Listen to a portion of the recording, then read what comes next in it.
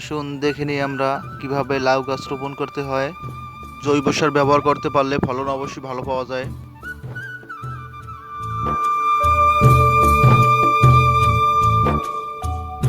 ভালো ফলন পেতে অবশ্যই ভালো বীজ বাছাই করতে হবে এবং সঠিক সময়ে রোপণ করতে হবে।